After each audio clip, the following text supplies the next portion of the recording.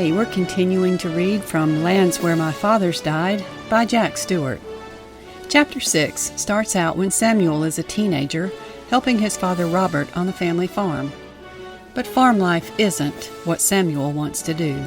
He wants to go west. When he was old enough, he headed across the state to forge a new career in Huntingdon County.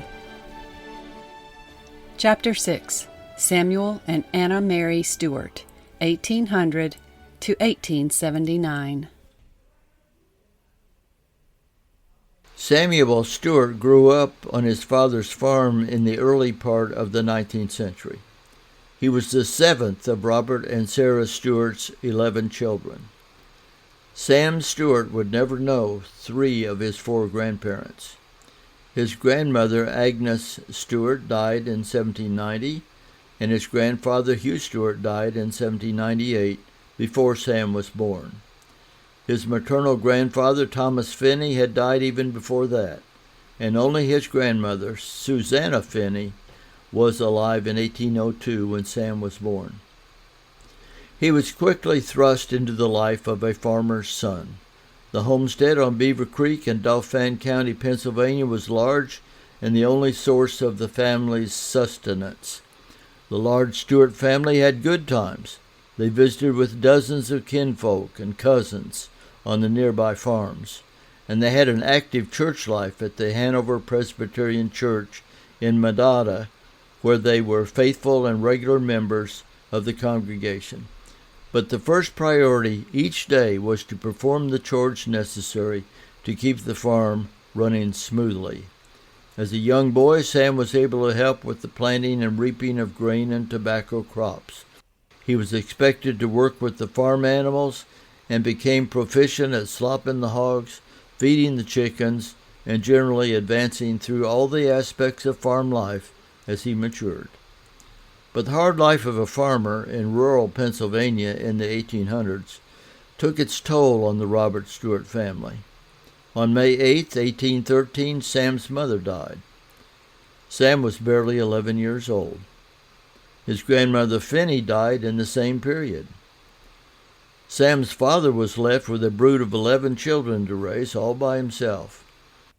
By the time Sam was 18 years old in 1820, his father designated him as one of the 3 men on the farm engaged in the occupation of farming.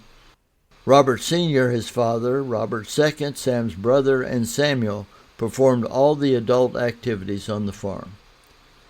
The trouble was, Samuel didn't want to settle into the life of being a farmer. He knew firsthand the pains of farm life. At an early age, he saw a great many of his family members depart Dauphin County for the West. There was an exodus of Stewarts from Pennsylvania to Ohio in 1813, and others to the rich ore fields in the heart of the Allegheny Mountains of Pennsylvania.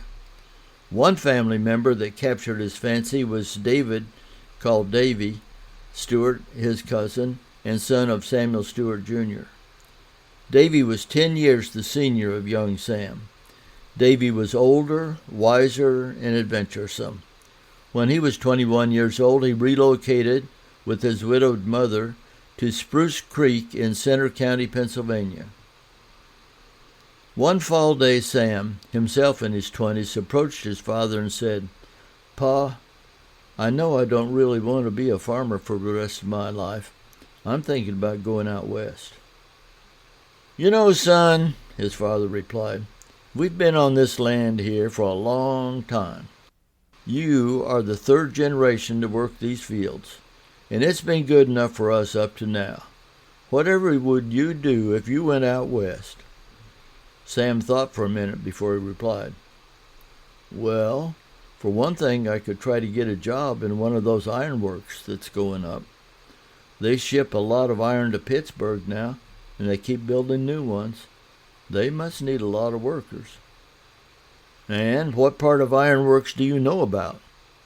"Well, not too much, but I can learn." His father said, "You know you have family up there in those Allegheny Mountains. Cousin Samuel Stewart's widow Nancy moved up there about 15 years ago. I heard she died recently. She was well off. Her son Robert was an attorney up there in Huntingdon County. He had something to do with Coleraine Forges, but he moved on to Pittsburgh the last I heard. Her other son David was up there too, I think. There's probably other Stewarts up there too. David is still up there, Pa. I figure I could look him up and see if he can find a place for me. He and I have always got along very well. We might even be able to work together someplace. Sam, my boy, I would like to see you stay here and help out. This place is a big load for me, with just Robbie and William to help keep the farm going. Do you have to go all the way to the ironworks just now? Well, what if I just try to get work on the canal they're building across Pennsylvania? I hear they're building it near Harrisburg right now. Someday it will go all the way to Huntingdon, so I could work my way across till I get there. I need a job, so I can start saving some money. Son, Robert replied, you have never done any work like that either. You're a farm boy. You don't know how to build a canal. What would you do? There's lots of jobs. They are even bringing Irishmen in from overseas to work on it. I'm as Irish as any of them. I could do anything they can do. You don't have any Irish in you at all. Our family's from Scotland, and don't forget it. What about Grandpap Stewart? He lived in Ireland before he came to America.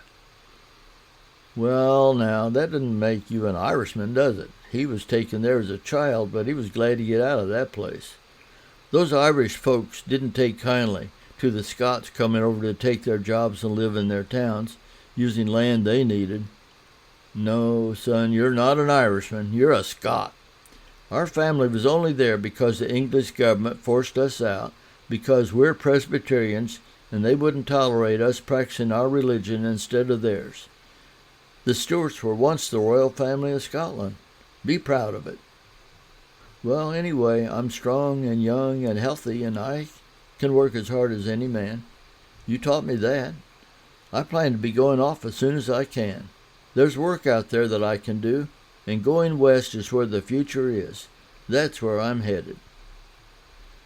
I reckon you're making a mistake, son, but I wish you luck. You have to do what you have to do. Just remember, if you get settled up there in those hills, you've got to come back once in a while and see your old pa. Sure I will. Huntington's only about 100 miles over from here. As soon as the crops are in this fall, I'll start out and see what happens. Sam had made his point, and he was headed west. There was no lack of jobs for Sam to pursue when he started west.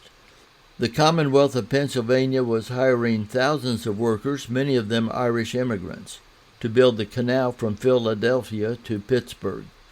Construction started on this $10 million project in 1826 and was completed in 1834. Able-bodied farmers like Sam would be able to handle the type of work that was needed, which required them to clear stumps and trees from the site, dig the path of the canal, place a mixture of gravel and clay on the canal bed, line the walls with cut stone, and fill the canal with water. In addition, they had to build dozens of locks to raise the level of the section along the Juniata River by 584 feet. Samuel was able to go from his home on Beaver Creek in Hanover Township to the Susquehanna River in Harrisburg on a well-traveled road. 12 miles north of Harrisburg, the canal construction began at Duncan's Island, where the Juniata River flows into the Susquehanna. From there, the Juniata division of the canal went 127 miles to Hollidaysburg, Pennsylvania, passing through the counties of Perry, Juniata, Mifflin, and Huntingdon. Workers created a 40-foot wide and 4-foot deep waterway, which would handle canal boats 11 feet wide and capable of carrying cargo of up to 150 passengers. A team of horses pulled the boats through the canal. The canal provided a less expensive and safer way to move through the Allegheny Mountains, where the mountain roads were still primitive. The counties that the canal flowed through comprised the Juniata Iron Region. They were blessed with deposits of iron ore, plentiful forests that provided charcoal for fuel, and numerous streams for water power. They were noted for the manufacture of the celebrated Juniata iron. Huntingdon County alone had about 30 furnaces and 30 bloomeries and forges.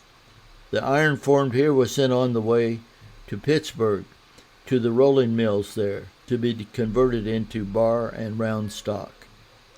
Many years later, the road from Duncan's Island to Pittsburgh would be improved to become a major highway, US 22, which follows the Juniata River and the Canal Path.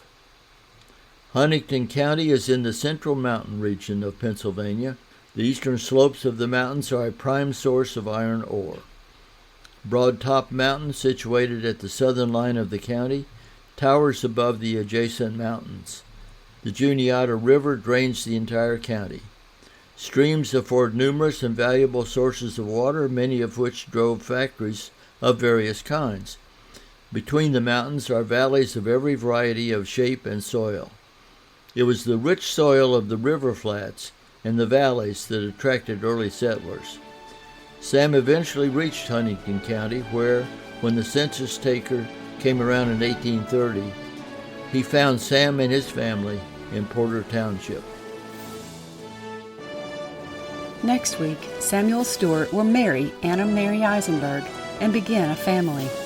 But the itch to go west continues to tug at Sam's heart. Where will it take him? Let's find out next week.